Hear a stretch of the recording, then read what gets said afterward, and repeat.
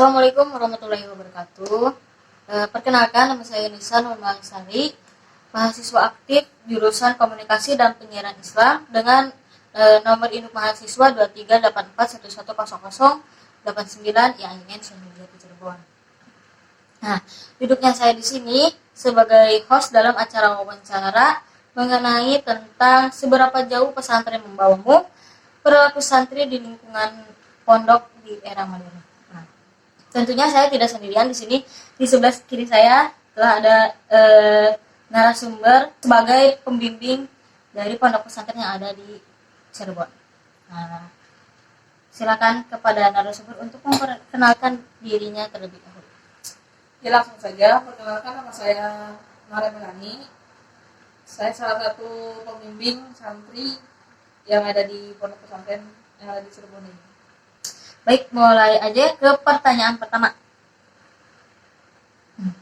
Baik, Mbak Melan, perbandingan apa yang Mbak Melan rasakan ketika dulu dan sekarang tentang perilaku santri mengingat perkembangan semakin maju? Ya, langsung aja. Dulu mungkin perilaku santri lebih terpusat pada tradisi, norma, dan nilai-nilai agama secara kaku. Terus juga dengan sedikit ruang untuk variasi dan inovasi para santri. Terus santri biasanya ngikutin aturan dan tata tertib yang telah diterapkan oleh lembaga pendidikan agama tempat mereka belajar gitu, kayak tempat ini. Gitu. Terus interaksi dengan teknologi mungkin juga lebih terbatas ya, karena di foto kan Udah pegang HP. Ya. Terus kayak sehari-hari mereka lebih banyak fokus sama kajian agama, pembelajaran, sama ibadah gitu. Ibadah. Terus kalau sekarang itu dengan adanya perkembangan teknologi dan akses yang lebih luas ke informasi itu, perilaku santri mungkin jadi lebih beragam gitu. Mereka mungkin lebih terbuka terhadap pengaruh luar, terus termasuk kayak tren sosial, terus sama budaya pop, teknologi yang semacamnya luar gitu ya. Ya. Terus meskipun nilai agama tetap penting, santri mungkin lebih mampu menyesuaikan tradisi dengan dunia modern dan memadukan kegiatan keagamaan dengan kegiatan lainnya. Kayak seperti penggunaan media sosial untuk memperluas jaringan sosial atau memperoleh pengetahuan tambahan melalui internet gitu. Namun ya demikian gitu kan. Ini adalah gambaran umum dan tidak berlaku untuk setiap individu atau lembaga. Jadi banyak faktor yang dapat mempengaruhi perilaku santri, nggak cuma dari itu aja gitu. Termasuk kayak latar belakang budaya mereka. Kan mereka banyak dari setiap daerah gitu kan. Oh iya. Nggak cuma dari Cirebon aja gitu. Nggak cuma dari Kuningan aja, tapi mereka juga ada yang dari luar Jawa gitu. Terus faktor dari tradisi keluarga, pendidikan, sama lingkungan sosialnya. Baik, kita ke pertanyaan kedua. Pertanyaan kedua nih, apa aja sih perilaku baik dan buruknya dari santri zaman sekarang? Apakah dari zaman ke zaman perilaku buruk itu semakin bisa hilang atau semakin parah gitu? Dan perilaku baik seiring majunya zaman, apakah tetap istiqomah menjalankan kebaikan atau mereka malah terbawa arus keburukan? Ya, langsung saja menjawab dari pertanyaan tadi. Perilaku baik dan buruknya santri zaman sekarang dapat bervariasi ya, kayak tergantung. Ya tadi yang sudah disebutkan, tergantung latar belakang, faktor keluarga, lingkungan, dan nilai-nilai yang ditanamkan oleh lembaga pendidikan gitu. Karena kan nggak semua pesantren juga kadang nyentuhin ke peraturan ini, nggak semuanya sama gitu. Antara modern sama salah biasanya bisa beda itu. Beda hukumannya gitu. Ya, gitu lah. Terus kayak ya mungkin ada beberapa kayak perilaku santri zaman sekarang yang baik ya, antara kayak ya mereka masih ketatan terhadap ajaran agama sama norma-norma moral gitu kan. Kayak nggak semuanya orang kayak gitu lah. Terus kayak kedisiplinan dalam menjalankan ibadah dan rutinitas keagamaan, terlibatan dalam kegiatan sosial dan masyarakat yang positif, kemauan untuk belajar dan berkembang secara intelektual serta spiritual mereka, menghormati sesama santri, sesama temannya, sama guru dan tokoh-tokoh agama juga yang ada di sini gitu kan. Terus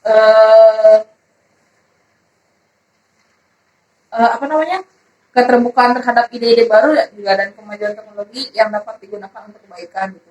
Kayak mungkin teknologi juga kan nggak semuanya itu madorot gitu ya. Jadi ada tergantung kita menggunakannya dengan baik apa enggak. Terus kayak mungkin ada perilaku buruk santri kayak zaman sekarang tuh, kayak contohnya pacaran ya. pacaran. Itu kayak dulu aja, nggak sekarang aja kan. Tapi mungkin pacaran di pondok dulu kan kayak nggak terlalu terang-terangan gitu ya. Kalau zaman dulu kayak sembunyi-sembunyi. Kalau sekarang tuh mereka tuh kadang nggak malu gitu. Kayak yang saya lihat ya, lebih terbuka gitu. Kayak ya udahlah gitu, bodo amat gitu. Mau ketahuan atau enggak ini. Kayak Justru gitu. mereka bangga gitu ya. Oh, iya. Oh ini saya pacaran ya. Mungkin itu ya berarti salah satu perilaku buruknya ya, Mbak. Iya itu kayaknya nomor 1 dah. Oh, iya. Ada lagi, Mbak? Ya mungkin dari itu ada lagi kayak penggunaan teknologi yang tidak sehat, kayak tidak produktif gitu, kayak kecanduan kayak dia main game gitu kan. Terus ada juga yang media sosial yang biasanya scroll TikTok mulu. Itu kan berarti kecanduan teknologinya ketika dia pulang ke rumah atau memang kan di pondok ini udah HP kan, berarti lebih kecanduannya berarti di rumah atau apakah zaman sekarang masih ada yang suka menyeludupkan handphone gitu? Zaman sekarang juga masih ada sih. Pasti ya. Ya cuman kadang kita juga suka dapat apa namanya, teguran, kalau enggak aduan lah dari wali santri mereka sendiri, kayak ini dia jarang apa, susah gitu disuruh sholatnya, entah apa kalau disuruh itu susah ya, kayak gitu sih. Jadi Yang tidak mencerminkan seorang santri gitu. ya kayak gitu. Terus kayak ada juga mereka sekarang tuh kayak lagi tren banget ya, kayak perilaku bullying. Oh iya. Nah itu Mungkin karena pengaruh ini luar kali ya. ya. Bisa karena perbedaan pendapat, perbedaan kasta bisa, karena atau mungkin perbedaan lingkungan mereka dari dulunya, atau ras bisa kan, kayak saya orang Kuningan, terus ternyata dia orang Cirebon yang berbeda pendapat lah dalam bahasa atau perilaku, jadi sehingga timbullah rasa tidak suka, sehingga nanti adanya tindakan bullying. Terus ya itulah, kurang menghargai sesama teman misalnya gitu. Terus juga apa, ketidak tegasan kayak mereka tuh terhadap diri sendiri, kak, sama keagamaan tuh, kayak kewajiban keagamaan kayak sholat. Belum punya pendirian gitu. Iya kayak mereka tuh masih kayak nanti dulu gitu, bukannya menyegerakan, jadi kayak ya nanti dulu. Kadang mereka tuh karena lagi gak ada pembimbingnya, atau misalkan lagi gak ada pengurus nih, udahlah aja lah dulu gitu ya. Iya. Karena belum disuruh ya, mereka tuh itu ya salah satu kebaikan maaf, sifat buruk dari santri. Berarti ini tuh bukan, berarti jangan menyalahkan lembaganya, tapi ini tuh dari orangnya berarti. Iya, emang tergantung orangnya sendiri sih. Udah berarti. Itu yang menurut ada nih satu lagi yang pernah dengar deh, Pak. Perilaku gosok, kayak menggosok pakaian atau milik temannya gitu, kayak menurut saya itu tuh perlakuan yang buruk sih. Kayak misalnya gantinya jatuhnya kayak mengambil hak orang lain. Jadi ya, itu mungkin yang saya menambahkan dari dengan saya ya terlintas ya di dalam otak. Kemudian Gosok itu perilaku yang tidak luput, pasti semua orang bisa. iya, mungkin yang dibawa oleh santri adalah perilaku itu ya. Tapi itu tidak baik. Mungkin pertanyaan ketiga, seiringnya perkembangan zaman dan teknologi nih, kan dunia globalisasi, seperti yang tadi ya jawaban dari Mas juga, dunia globalisasi semakin pesat dan banyaknya juga hal yang bisa ditiru oleh anak-anak. zaman sekarang terkait budaya-budaya luar. Nah, sejauh yang Anda rasakan menjadi pembimbing, apakah hal ini menjadi pengaruh besar dalam berperilaku bagi anak-anak santri dalam menjalankan di kehidupan mereka itu, di kehidupan sehari-hari mereka di kehidupan ini? Ya tentunya gitu ya. Globalisasi kan telah memperluas akses anak-anak dan remaja gitu, termasuk santri terhadap berbagai budaya sama pengaruh-pengaruh luar. Hal ini juga ya dapat mempengaruhi perilaku mereka dalam menjalani kegiatan sehari-hari. Kayak sebagai pembimbing penting untuk memahami dan mengakui dampak globalisasi ini dalam membimbing anak-anak santri sih. Terus juga pengaruh budaya luar dapat mempengaruhi berbagai aspek perilaku anak-anak santri, kayak termasuk kayak berpakaian gitu ya, gaya hidup, pemikiran dan lain-lain yang dipegang. Beberapa pengaruh ini mungkin positif, mungkin ada juga yang negatif, karena pemikiran yang lebih apa namanya ya mempengaruhi sih. Terus sementara ini mungkin kayak negatifnya kayak seperti menghadirkan pengaruh yang bertentangan dengan nilai-nilai agama atau tradisi lokal gitu. Ya sebagai pembimbing kita dapat apa namanya memainkan peran-peran penting kayak dalam membantu anak-anak santri memahami pengaruh luar dengan kritis kayak gitu, kayak melibatkan misalkan kayak pendidikan nilai gitu, mengajarkan nilai-nilai agama dan etika yang kuat sehingga anak-anak santri itu memiliki kerangka kerja yang kokoh gitu untuk menilai pengaruh luar gitu, kayak apa namanya ya mereka juga bisa, harusnya mereka bisa membandingkan gitu mana yang baik mana yang buruk gitu. Terus juga eh, mendorong keterampilan berpikir kritis agar anak-anak tuh dapat mengevaluasi pengaruh luar dan dengan bijaksana dan membuat keputusan yang tepat, nggak asal ngambil keputusan aja gitu. Jadi kayak mereka harus memikirkannya lagi gimana sih ke depannya. Terus juga komunikasi yang terbuka sih itu salah satunya ya, kayak membuka saluran komunikasi yang terbuka antara pembimbing dan anak tuh kayak sehingga mereka merasa nyaman untuk berbicara tentang pengalaman, tantangan yang mereka hadapi, kayak ya seperti itulah. Kurang komunikasi juga nggak baik kan. Mungkin berarti dalam kegiatan sehari-hari Mbak Mira menjadi pembimbing santri di pondok ini mungkin pengaruhnya dari globalisasi itu ya seperti ini gitu. Mungkin lebih banyak hal positifnya sehingga eh, lebih bisa menutupi itu yang buruknya, karena pembimbing sini banyak ya Mbak. Berarti lebih bisa menghandle gitu. Kalau anak-anak sekarang tuh ini loh, apa namanya, kayak kan kalau santri-santri zaman dulu tuh kayak misalnya gini, kalau ketika mereka dimarahin kalau enggak mereka tuh salah nih, dihukum, itu kan mereka kayak oh iya nih saya salah, saya nggak akan ngulangin lagi. Nah kalau anak-anak sekarang tuh kebanyakan nggak gitu. Jadi kayak terus mereka dimarahin, kamu jangan kayak gini kayak gini kayak gini. Maksudnya mereka punya jawaban kayak alah kamu aja kayak gini. Oh, itu udah menjadi apa ya, makanan sehari-hari mungkin bagi pengurus ya, kalau misalkan pengurus atau pembimbing nasihatin yang anak-anak yang diurusnya pasti bakal seperti itu. Iya, jadi mereka kayak bukannya punya tameng gitu. iya kayak bukannya mereka tuh belajar gitu dari pengalaman, justru mereka kayak enggak lah, kamu juga siapa ini gitu ya.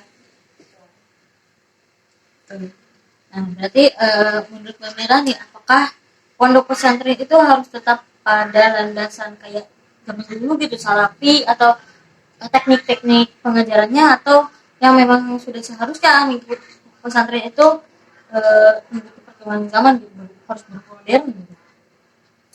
Kalau misalnya sih ya nggak harus kayak dulu juga nggak apa-apa ya, karena kan teknologi emang sekarang berkembang ya, kita juga harus mengikuti perkembangan itu kan. Pondok pesantren juga kan kayak memiliki peran penting dalam mempertahankan tradisi keislaman, kayak nilai-nilai budaya lokal lah. Kayak. Namun kan seringnya perkembangan zaman ada juga kebutuhan yang menyesuaikan diri dengan perubahan lingkungan sosial, teknologi dan budaya. Nah, jadi oleh karena itu, saya percaya bahwa pondok pesantren seharusnya tetap berada pada landasan nilai keislaman sih. Berarti tetap di situ ya. Iya, kokoh gitu, kayak nggak omong-ambing kemana-mana. Sambil juga mempertimbangkan untuk berinovasi dan beradaptasi dengan zaman yang sekarang. Terus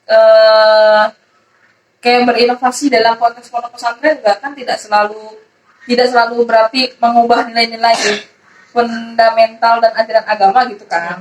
Kayak tetapi lebih kepada penyesuaian metode pengajaran, fasilitas dan pendekatan pendidikan dengan tuntutan perkembangan zaman gitu. Ini juga termasuk kayak penggunaan teknologi dalam pendidikan, pengembangan kurikulum yang lebih relevan dengan kebutuhan zaman untuk memperkenalkan program pendidikan tambahan yang sesuai dengan perkembangan ilmu pengetahuan.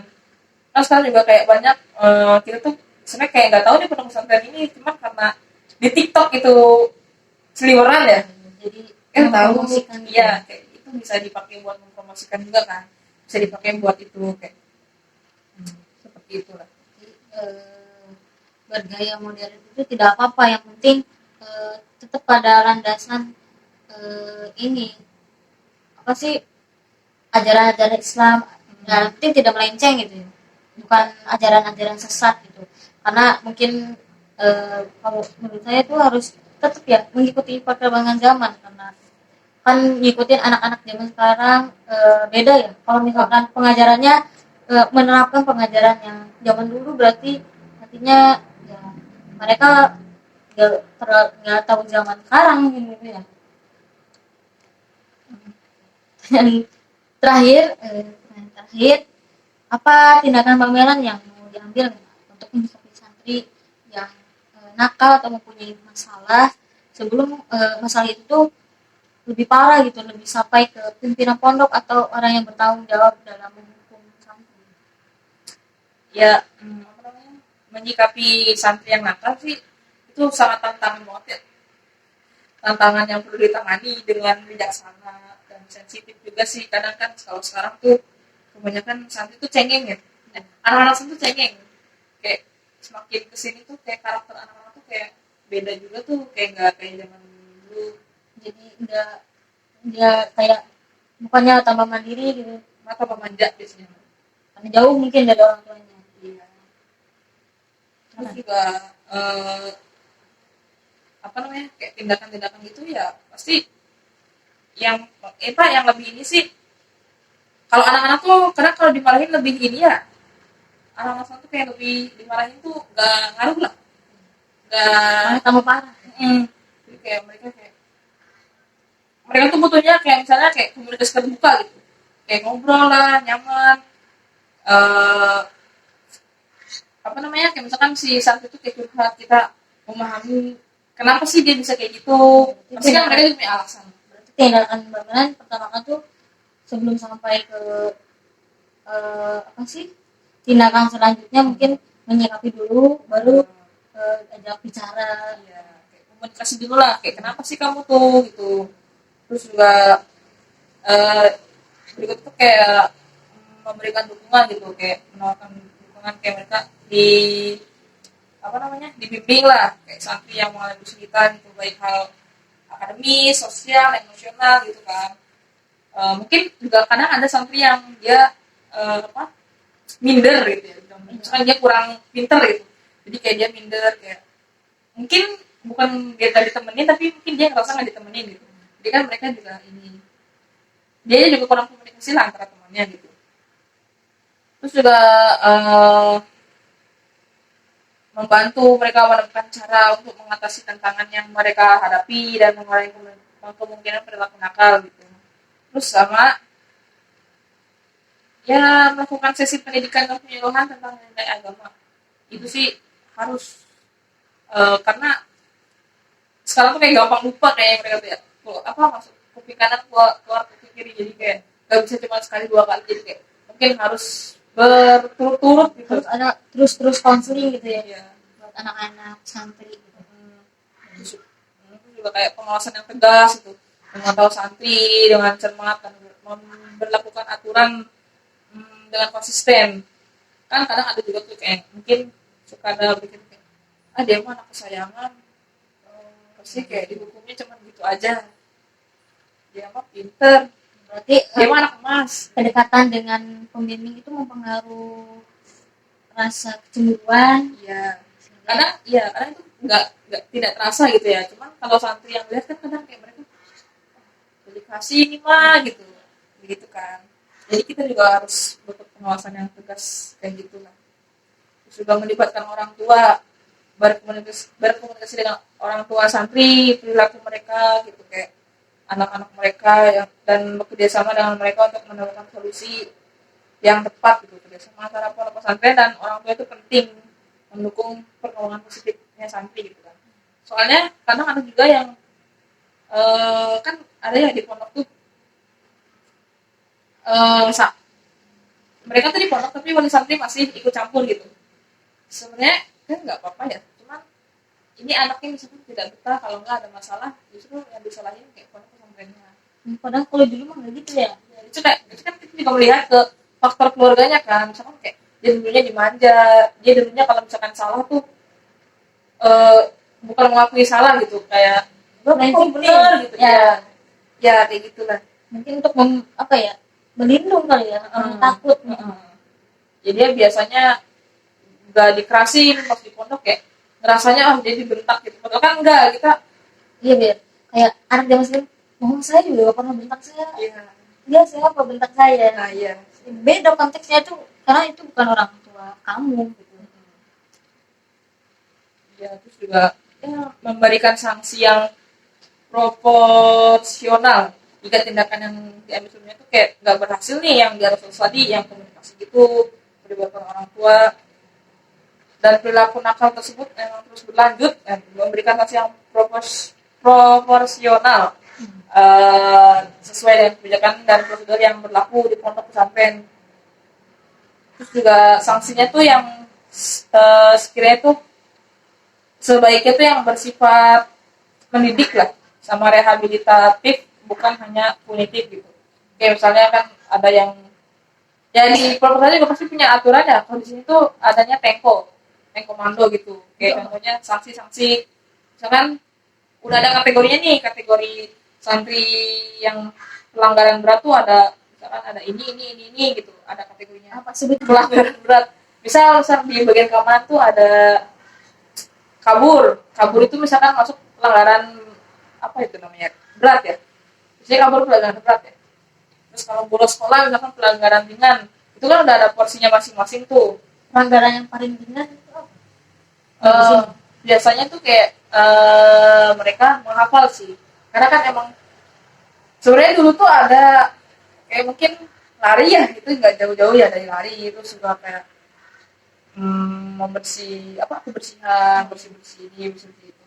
Cuman kayak sekarang tuh lebih ke mereka tuh hafalan juga. Jadi kayak biar menambah hafalan mereka juga. Jadi ya dikasihnya hafalan. Paling sama bersih 3 hari udah.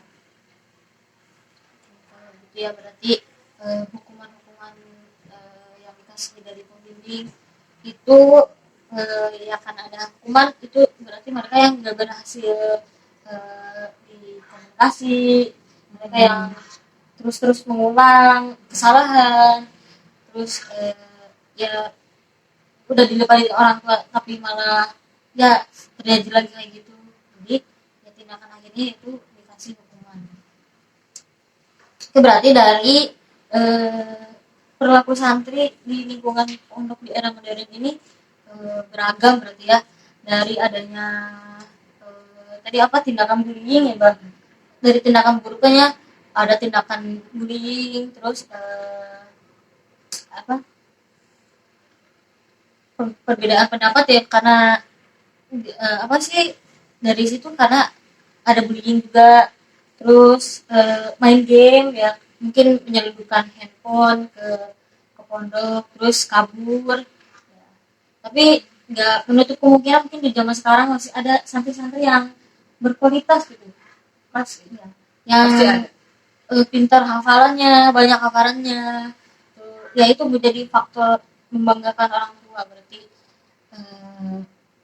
di zaman sekarang tuh jangan kalah sama zamannya, tapi harus tetap mempertahankan kualitas dari sebuah pesantren. Itu santri ini harus seperti santri gitu, kayak seperti itu berarti ya. Mungkin cukup sesi tanya jawab dari saya. Apabila teman-teman yang menonton video ini ada sanggahan atau pendapat lain, boleh di komen di komentar. Terima kasih. Kurang lebihnya mohon maaf apabila banyak kesalahan. Wassalamualaikum warahmatullahi wabarakatuh.